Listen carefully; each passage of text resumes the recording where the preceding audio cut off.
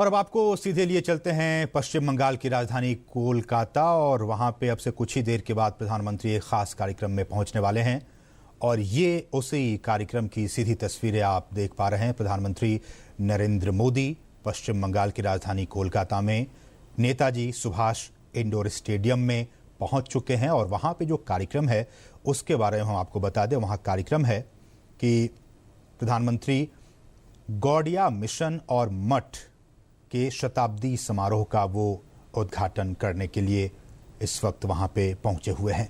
ये सीधी तस्वीरें आप देख पा रहे हैं अपने टेलीविजन स्क्रीन पर। प्रधानमंत्री नरेंद्र मोदी कोलकाता की यात्रा पर नेताजी सुभाष चंद्र बोस इंडोर स्टेडियम कोलकाता में वो इस वक्त मौजूद हैं और वहां का जो कार्यक्रम है वो ये है कि वो गौड़िया मिशन और मठ के शताब्दी समारोह का अब से कुछ ही लम्हों के बाद उद्घाटन करने वाले हैं दीप प्रज्वलित करके।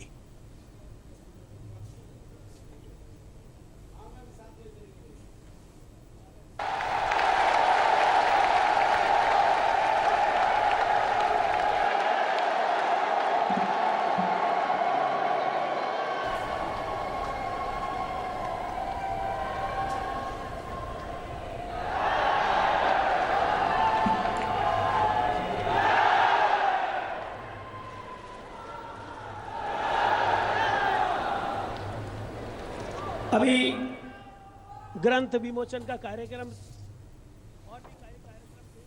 तो अभी आप ये सीधी तस्वीरें देख रहे थे पश्चिम बंगाल की राजधानी कोलकाता के नेताजी सुभाष चंद्र इंडोर स्टेडियम से, जहां के प्रधानमंत्री गौड़िया मठ के स्थापना समारोह में मौजूद हैं। शताब्दी समारोह इस वक्त मनाया जा रहा है और उसी कार्यक्रम को अब से कुछ ही देर के बाद वो संबोधित भी करेंगे और उनके संबोधन को हम आपको लाइव वहां से दिखाने का प्रयास भी करेंगे। फिलहाल हम बढ़ते हैं अपनी अगली अहम खबर की तरफ। प्रधानमंत्री नरेंद्र मोदी ने आज ओडिशा के संबलपुर के बाड़गढ़ में एक रैली को संबोधित करते हुए कहा कि उत्तर प्रदेश के बाद अगर किसी राज्य के पास जल संसाधन है तो वो ओडिशा के पास है और यहां के जल संसाधन को देखकर मुझे भरोसा है कि दूसरी हरित क्रांति की शुरुआत ओडिशा और देश के पूर्वी राज्यों से ही हो सकती है। और एक बार फिर से रुख करते हैं कोलकाता का, जहां की प्रधानमंत्री नरेंद्र मोदी इस खास कार्यक्रम को संबोधित कर रहे हैं।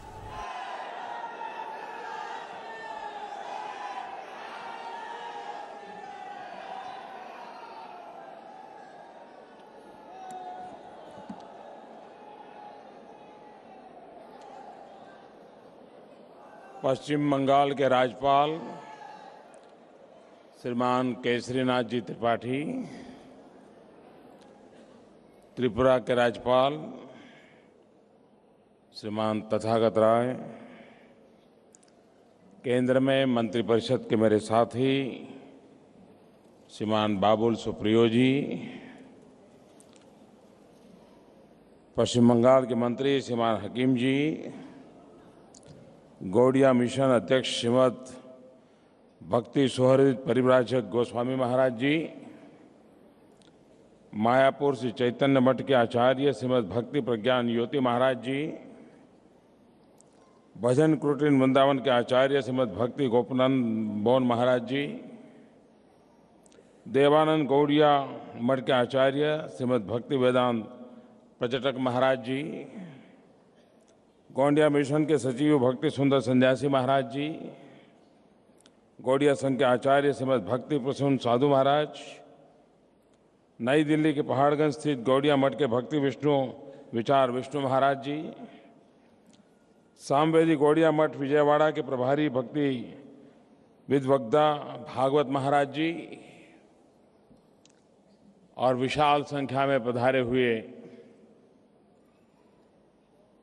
गौड़िया मठ के सभी अनुयायी भक्तजन,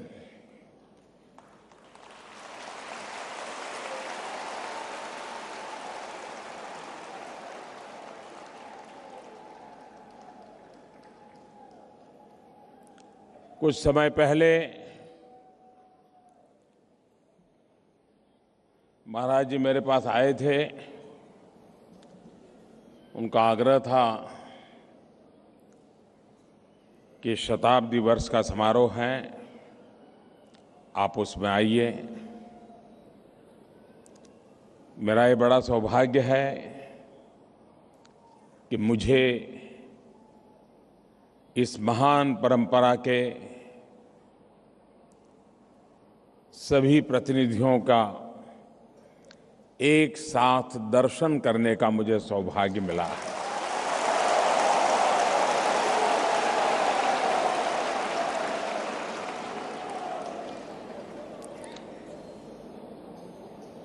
भारत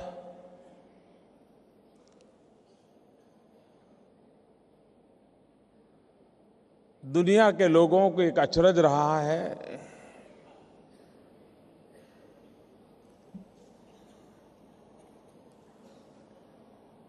क्या कारण है इतने घाव और इतने आघातों के बाद भी यह देश आज भी खड़ा है?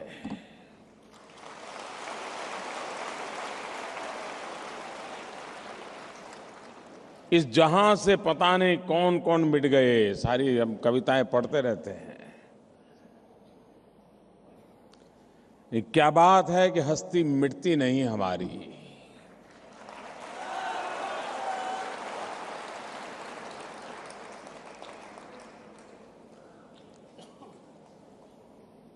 काल के प्रहारों के बीच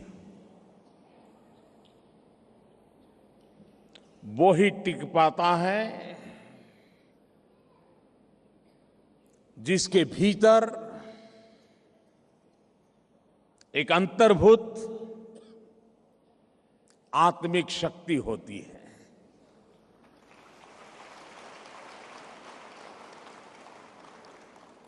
इस विशाल भारत की अंतर्भूत आत्मिक शक्ति उसका अध्यात्म है। शायद दुनिया में ऐसी आध्यात्मिक परंपरा कहीं नजर नहीं आएगी जहां पर इस महान विचार को मानने वाले, स्वीकार करने वाले इतनी विविधताओं से भरे हुए हो। यह समाज इतना विशाल है, व्यापक है, गहन है, गहरा है कि जहां मूर्ति पूजा को मानने वाला भी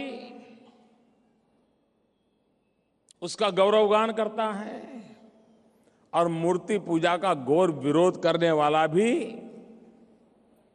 उसकी प्रशंसा करता है।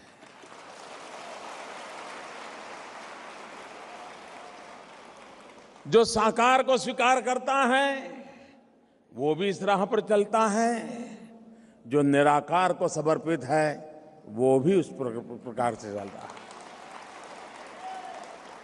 जो परमात्मा की पूजा करता है वो भी ईश्वर शिरोधार्य मानता है, जो प्रकृति की पूजा करता है वो भी ईश्वर शिरोधार्य मानता है। और ऐसी कौन सी ताकत है?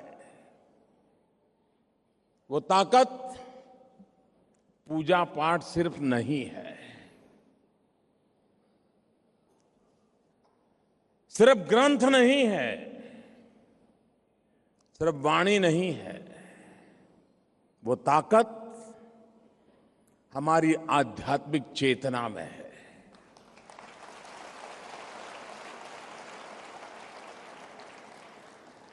हम संप्रदायों से बंधे हुए लोग नहीं हैं। समय रहते संप्रदाय आते हैं, जाते हैं, पंथ और परंपराएं विकसित होती है, लेकिन हम अध्यात्मता के एक अटूट नाते के साथ जुड़े हुए लोग हैं। और वही शक्ति है जो हमें सत्कर्म की ओर प्रेरणा देती है।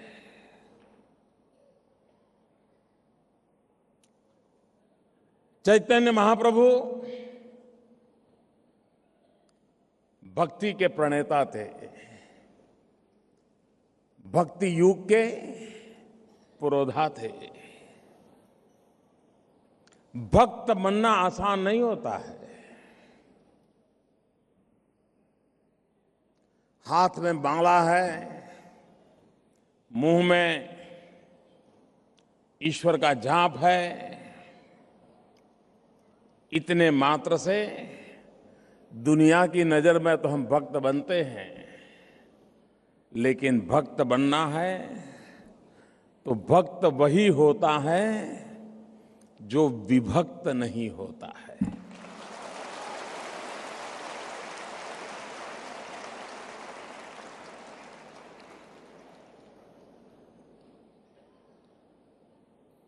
जहां मुझ में और मुझको बनाने वाले के बीच कोई विभक्त नहीं है, मैं और वो दोनों ही एक रूप है, तब मैं भक्त बनता हूं।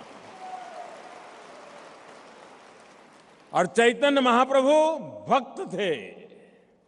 जहां कोई विभक्त को स्थान नहीं था, वे कृष्ण में डूबे हुए थे, कृष्ण उसमें समाहित हो चुका था। और तब जाकर के ये भक्ति आंदोलन खड़ा होता है। भारत की विशेषता रही है कि अनेक आक्रांता आए, शासकीय व्यवस्थाओं में जय पराजय की घटनाएं घटती रही,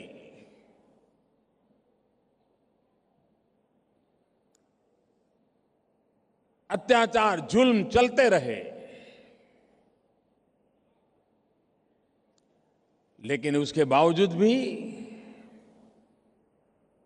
देश की आध्यात्मिक धारा को खरोच तक नहीं आई।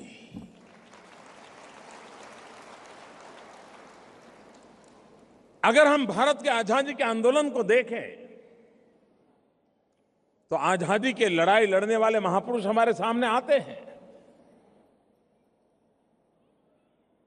उनका बलिदान, उनका त्याग, तपस्या को कोई कम नहीं आंक सकता है। लेकिन इस बात को हम भूल नहीं सकते कि भारत के आजादी के आंदोलन की पीठिका अगर किसी ने तैयार की थी तो इस भक्ति आंदोलन ने की थी।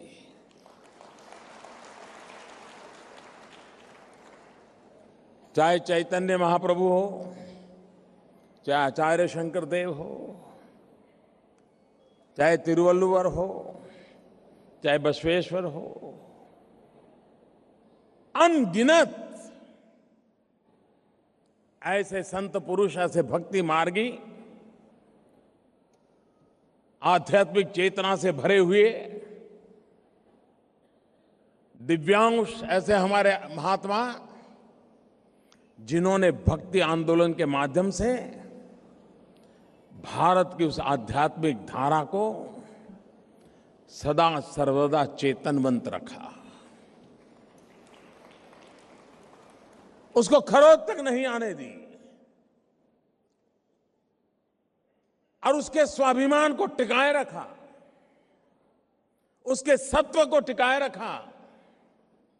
और तभी जाकर के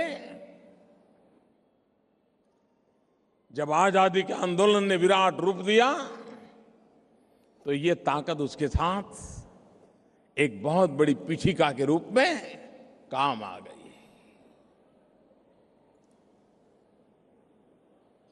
कभी कभी हम लोग यहां वैष्णव आंदोलन की चर्चा कर रहे हैं,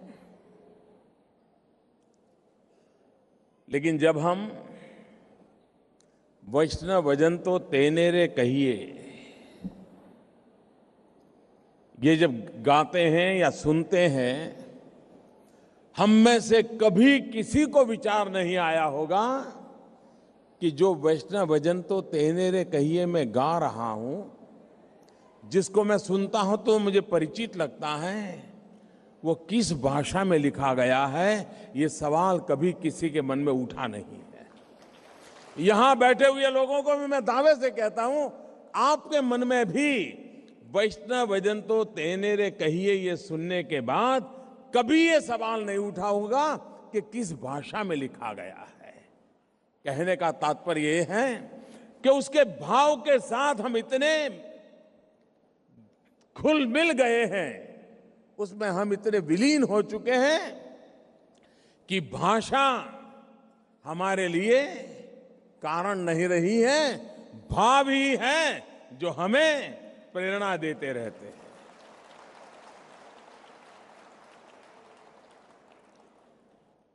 और ये वैष्णव भजन तो तेने रे कहिए उसी कालखंड में लिखा गया जब चैतन्य महाप्रभु जिस आंदोलन को चलाते थे, गुजरात की धरती पर नरसिंह मेहता अस्पृश्यता के खिलाफ लड़ाई लड़ते थे और उन्होंने एक गीत लिखा था और महात्मा गांधी को बहुत प्रिय था, लेकिन मैंने कुछ उसमें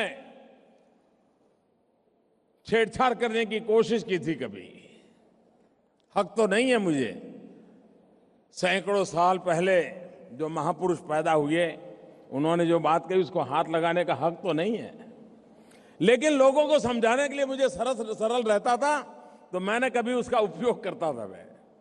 मैं कहता था वैष्णव भजन तो तेने रे कहिए जे पीड़ पराई जाने रे, पर दुखे उपकार करे तो मन अभिमान न आने रे। तो मैंने कहा कि आज जो जनप्रतिनिधि हैं ये वैष्णव भजन की जगह पे जनप्रतिनिधि शब्द लिख देना चाहिए। जनप्रतिनिधि तो तेने रे कहिए जे पीड़ पराई जाने रे, पर दुखे उपकार करे तो मन अभिमान न आने रे। वाच काच मन निश्चल राखे, पर धन नव जाले हाथ रे। यानी 400 साल पहले भी करप्शन की चिंता थी, पर धन नव जाले हाथ रे। लोक प्रतिनिधि तो तेने रे कहिए। वैष्णव की बात, नरसिंह मेहता की बात गांधी जी को क्यों इतनी प्यारी लगी होगी, तो मुझे उसके एक एक शब्द में ये ताकत नजर आती है। और कृष्ण एक ऐसा विराट रूप, न जाने कितना कुछ लिखा गया है, न जाने कितना कुछ कहा गया है। उसमें शास्त्र की भी अनुभूति होती है और शस्त्र का भी एहसास होता है। कोई ऐसा व्यक्तित्व जिसके हर रूप को भक्त पसंद करते हो और हर रूप की अलग भक्त धारा हो। कुछ लोग हैं जिनको मक्खन चोरी करने वाला ही कन्हैया प्यारा लगता है, तो कुछ लोग हैं जिनको सुदर्शनधारी से पीछे कृष्ण अच्छा नहीं लगता है, उनको तो सुदर्शन चक्रधारी चाहिए। और कुछ लोग हैं जो बांसुरी बजाने वाला राधा के साथ, गोपियों के साथ रास करने वाला कृष्ण पसंद आता है।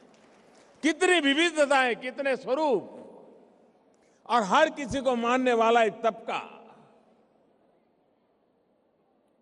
एक जीवन कैसी प्रेरणा दे सकता है उसका हम अंदाज कर सकते हैं। और जिस गीता की रचना हुई, शायद विश्व में ऐसी कोई रचना नहीं है जो युद्ध भूमि में रची गई हो।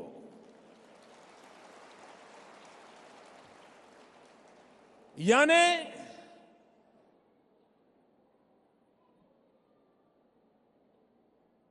निर्लेप जीवन क्या होता है, अपने पास पड़ोस में क्या चल रहा है उससे भी परे एक व्यक्तित्व की ऊंचाई क्या होती है कि जहां युद्ध होता हो, अपने मरते हो, अपनों को मरते देखते हो, और उस समय एक शास्त्र का सर्जन होता हो। ये कौन सी ताकत होगी कि जो युद्ध भूमि में पैदा हुई होगी। और इसलिए और युद्ध के समय भी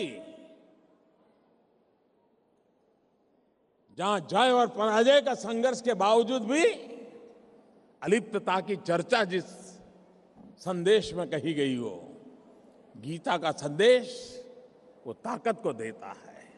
और उस अर्थ में गौड़िया मिशन के द्वारा वैष्णव परंपरा को जीवित रखते हुए, और आखिर ये परंपरा जैसा अभी महाराज जी बता रहे थे, दरिद्र नारायण की सेवा, सेवा परमो धर्म, यही तो हमारा जीवन का उद्देश्य रहा होना चाहिए। जो औरों के लिए जीना जानता है, जो औरों के लिए अपने आप को आहूत करना जानता है, जो औरों के लिए अपने आप को खपाना चाहता है। और हमारे देश के महान महापुरुषों की सारी माला देख लें, उस माला में यही तो संदेश है। हम कभी कभी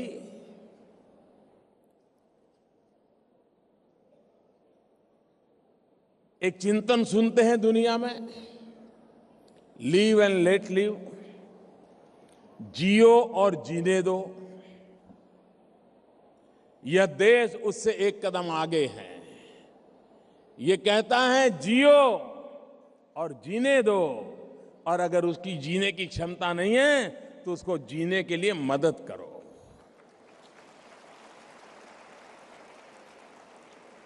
गुजराती में बहुत अच्छा शब्द है, जीवो अने जीवाड़ो। एन औरों को जीने के लिए हम जो कुछ भी कर सकते हैं करें, सिर्फ उसको उसके नसीब पर न छोड़े। इस महान विचार और चिंतन को लेकर के हम निकले हुए लोग हैं। और वैष्णव एक प्रकार से विश्व को अपने आप में समाने की बात करता है। वसुधैव कुटुंबकम ये मंत्र उसी बात का परिचायक है कि जिसमें पूरे ब्रह्मांड को अपने में समाने की चर्चा होती है। ऐसी इस महान परंपरा को मैं प्रणाम करता हूं। दुनिया में समय रहते व्यक्ति में जैसे दोष आते हैं, व्यवस्था में जैसे दोष आते हैं, वैसे समाज में भी दोष आते हैं। बहुत सी पुरानी बातें समाज के लिए कालबाह्य होती है, और कभी कभी उसको लेकर के चलना समाज के लिए बोझ बन जाता है, समाज के लिए संकट बन जाता है। लेकिन बहुत कम समाज ऐसे होते हैं कि जहां अपने अंदर आ रही बीमारियों को पहचान पाए, अपने अंदर आ रही बुराइयों के खिलाफ आवाज उठाने की हिम्मत करें, और समाज में भी वो ऊंचाई देखिए कि समाज के भीतर घुसी हुई बुराइयों के खिलाफ लड़ने वालों को समाज आध्यात्मिक रूप में स्वीकार करता हो, उनकी पूजा करता हो। भारत में हर सदी में आपने देखा होगा कि समाज की कोई न कोई बुराई के खिलाफ हिंदू समाज में से ही कोई सुधारक पैदा हुआ, उसने उस समाज को रोका टोका, बुराइयों से बचने के लिए, निकलने के लिए कहा, और प्रारंभ में उसको सहना पड़ा। यही तो बंगाल की धरती है। राजा राममोहन राय सती प्रथा के खिलाफ कितनी बड़ी लड़ाई लड़े थे। ईश्वरचंद्र विद्यासागर समाज की बुराइयों के प्रति कितनी जागरूकता लाए थे। ये हमारी सदियों पुरानी परंपरा रही है कि हर कालखंड में जब जब समाज में विकृतियां आई, समाज में दोष आए, बुराइयां आई, कोई न कोई महापुरुष निकला, इसी समाज में से निकला, और उसने समाज को कोसा, डांटा, सुधारने का प्रयास किया, और समाज ने उसको महात्मा के रूप में स्वीकार किया, महापुरुष के रूप में स्वीकार किया। दोनों तरफ ताकत नजर आती है। जो समाज सुधार को स्वीकार नहीं करता है, जो समाज काल बाह्य बोझ से मुक्ति पाने का सामर्थ्य नहीं रखता है, उस समाज कभी टिक नहीं सकता, जी नहीं सकता, न कभी प्राणवान अवस्था में रह सकता है। एक मुर्दे की तरह वो जिंदगी समय बिताता है। हमारे समाज में हर कालखंड में, हर भूभाग में बुराइयों के खिलाफ लड़ने वाले चैतन्य पुरुष मिले हैं हमें, और यही तो हमारी ताकत है। इसी ने तो इस समाज को चेतनवंत रखा है। और इसलिए गौड़िया संगठन, गौड़िया मिशन को शताब्दी का पर्व एक प्रकार से सामाजिक सुधार के आंदोलन की शताब्दी है। समाज में भक्ति चेतना जगाने के आंदोलन की शताब्दी है। समाज में सेवा परमो धर्म को साकार करने का, संस्कार अविरत चलाए रखने का, प्रज्वलित रखने का उस महान कार्य की शताब्दी है। ऐसी महान व्यवस्था को, महान परंपरा को, इन सभी संतों महंतों की जिंदगी को, जिसके कारण ये सतत परंपरा चली है, मैं आदरपूर्वक नमन करता हूं। चैतन्य महाप्रभु का पुण्य स्मरण करता हूं। इस महान परंपरा के सभी योगी पुरुषों का मैं नमन करता हूं। आप सबका बहुत बहुत धन्यवाद।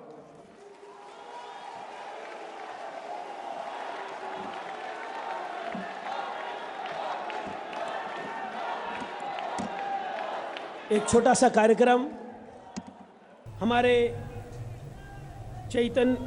हमारे गौड़िया मिशन के शताब्दी के उपलक्ष्य में एक विशेषांक छपा है, जिसको नरेंद्र मोदी जी अपने हाथ से विमोचन करेंगे।